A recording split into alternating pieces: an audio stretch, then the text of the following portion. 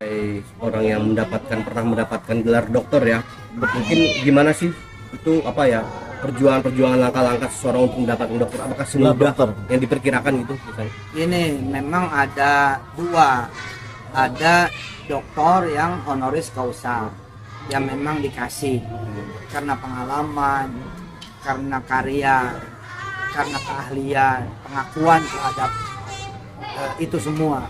Lalu kemudian satu kampus misalnya memberikan gelar doktor kehormatan atau profesor kehormatan. Nah, adapun saya, karena saya ngelihat itu agak kurang bergengsi, bahwa nanti setelah dapat yang berdasarkan perjuangan, nanti dapat lagi yang HC itu, dan dapat yang guru besar atau profesor kehormatan, yaitu alhamdulillah gitu.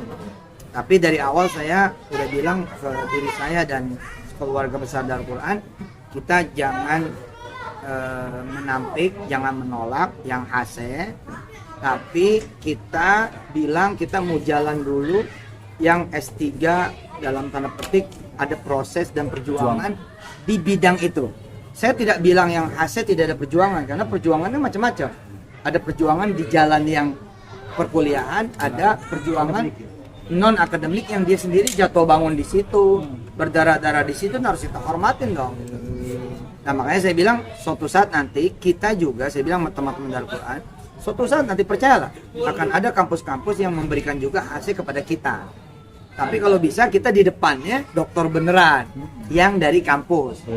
HC beneran juga, tadi saya jangan sampai salah juga, cuman kalau HC kan dia tidak melewati perkuliahan. Nah, kalau saya dengan izin melewati perkuliahan. Dan saya bersyukur di S1 ketemu Profesor Amin Suma, Prof Jawahir, Prof Kama, kemudian rektornya pada saat itu Kamarudin Hidayat, Profesor Komar.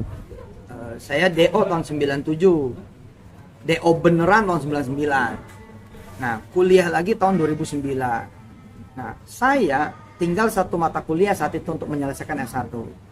Tapi ketika terjadi diskusi bahwa bisa nih buku ditukar dengan satu mata kuliah, kan buku saya banyak banget, ratusan bukan puluhan. Tapi Prof Amin Suma bilang begini, enggak, Yusuf Mansur harus kuliah. Harus kuliah, harus beneran duduk belajar. Lagian cuma satu ini gitu, kan satu semester. Akhirnya saya melalui itu. Ketika saya diberitahu sama Prof Amin Suma, ya saya bilang itu benar. Kata Prof Amin Suma, suatu saat nanti ada yang mempertanyakan, kuliah kamu gimana ini, dikasih apa proses, kamu punya bukti, ada absen kelas, ada ujian yang dilalui, ada dokumentasi, foto dan lain sebagainya, berkas gitu. Nah, ketika S2 pun saya ketemu dengan Prof Zila, Prof Nora di Trisakti. Kalau S1 saya di UIN Syarif Hidayatullah Jakarta. S2, S3 saya sama Prof Zilal, Prof Nora. Beliau memberitahu saya bahwa nggak bisa Ustadz Yusuf, Kiai, harus melalui dengan benar. Maka saya lalui itu. Ada Zoom dari pagi sampai sore, ada penulisan, ada kemudian FGD, ada riset dan lain sebagainya yang memang masih beneran tuh. Ustadz Yusuf Mansur S2, S3 itu nggak cuma dikasih, nah dia kuliah kok, ini di absensinya ada, teman-teman sekelasnya gue melihat, mengetahui, ngobrol bareng, ada alumni gitu. Itu kan Pak Ustadz, artinya apa nih yang non akademik ini adil gak sih dikasih gelar dokter gitu? Sedangkan orang yang di jalur akademis ini harus lewat step-step yang lama gitu. Adil karena kan jatuh bangun orang yang dapat gelar dari non akademik kan juga nggak dirasain namanya akademik. Adil mah adil aja, tinggal dua-duanya nih di sini juga ada yang beli kan, ada juga yang beli di sini. Prosesnya dilalui dengan mudah, kelihatannya kayak yang bener, padahal enggak.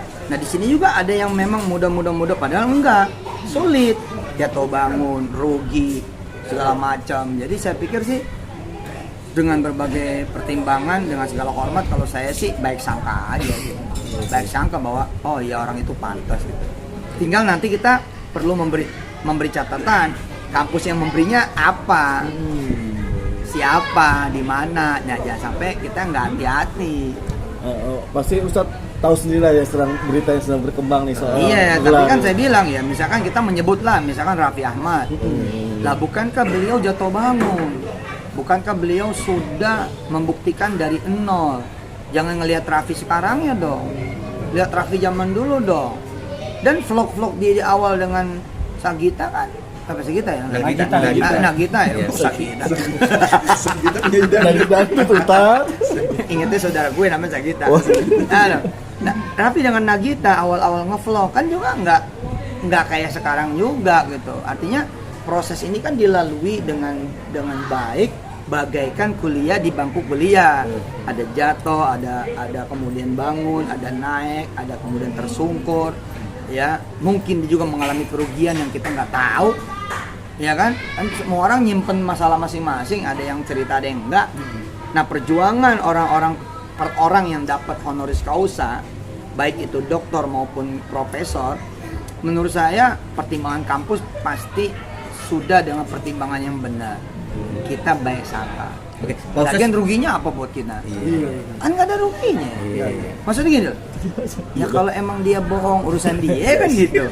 Ya bukan jadi berita itu. Nah, jadi berita dong, artinya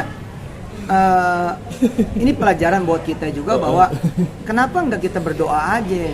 Mudah-mudahan kita meniti jalan di mana nih, kita bisnis apa, terus suatu saat kita dapat gelar honoris causa tanpa bayar.